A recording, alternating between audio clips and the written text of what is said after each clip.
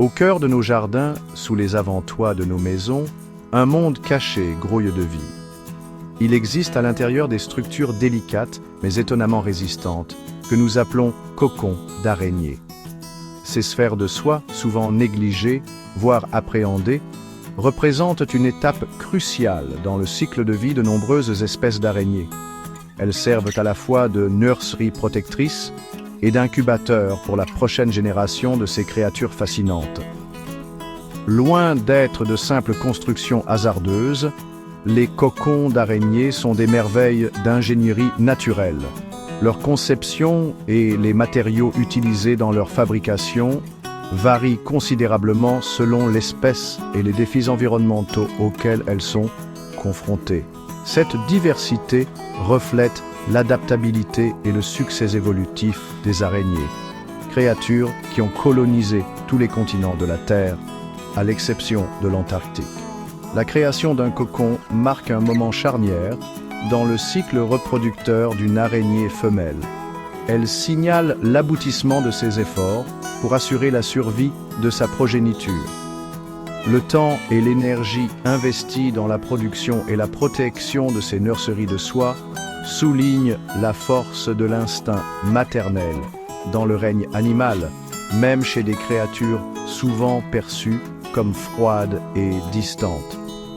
En explorant le monde des cocons d'araignées, nous acquérons une appréciation plus profonde de la complexité et de la beauté du monde naturel qui existe juste devant notre porte.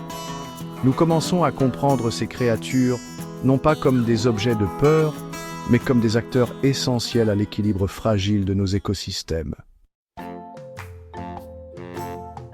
La diversité des cocons d'araignées est aussi riche et variée que les araignées elles-mêmes.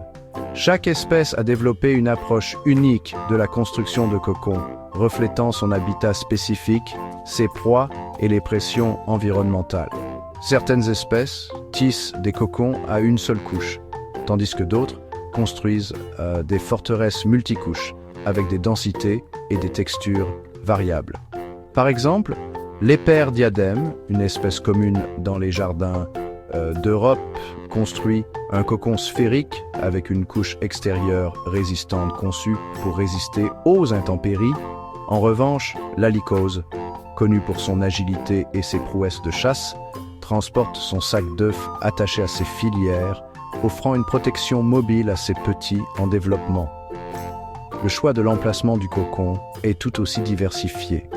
Certaines espèces choisissent des endroits cachés sous des roches ou de l'écorce détachée, tandis que d'autres suspendent leur cocon à la végétation, utilisant des fils de soie pour le camouflage et la protection contre les prédateurs. L'ingéniosité déployée dans ces choix souligne l'adaptabilité des araignées et leur capacité à prospérer dans un large éventail de niches écologiques. Comprendre les variations dans la conception des cocons fournit des informations précieuses sur les pressions évolutives auxquelles sont confrontées les différentes espèces d'araignées.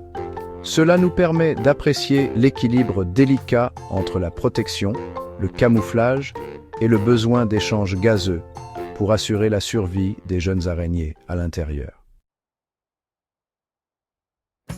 La création d'un cocon n'est que la première étape de l'engagement d'une mère araignée envers sa progéniture.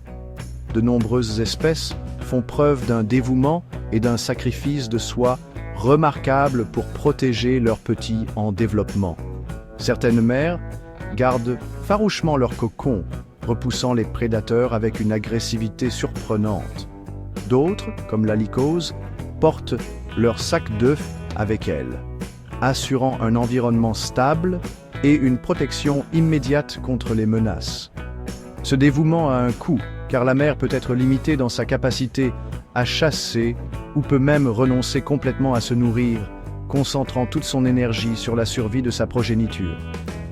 Même après l'éclosion des araignées, les soins maternels se poursuivent souvent.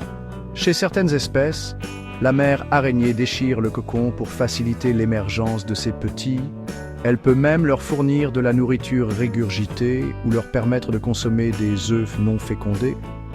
Un début nourrissant pour leur vie de prédateurs indépendants.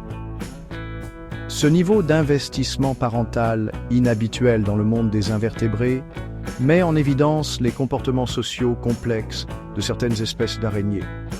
Il remet en question nos idées préconçues sur les araignées en tant que créatures solitaires et insouciantes, révélant un côté nourricier qui dément leur réputation redoutable. À l'intérieur des limites protectrices du cocon, une nouvelle génération d'araignées fait ses premiers pas vers l'indépendance. Après avoir éclos de leurs œufs individuels, les jeunes araignées, des versions miniatures de leurs parents, restent à l'intérieur du cocon pendant un certain temps. Cette période, connue sous le nom de stade post-embryonnaire, est une période critique pour le développement.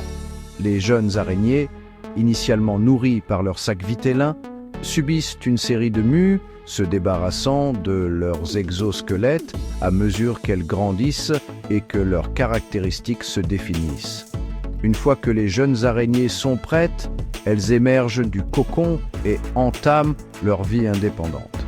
Cette dispersion est souvent un événement synchronisé, avec des centaines, voire des milliers de minuscules araignées se dispersant dans l'environnement. Certaines espèces utilisent une technique appelée ballooning, libérant des fils de soie qui attrapent le vent et les transportent vers de nouveaux territoires. Cette dispersion massive, bien qu'apparemment chaotique, est une stratégie efficace pour assurer la survie de l'espèce.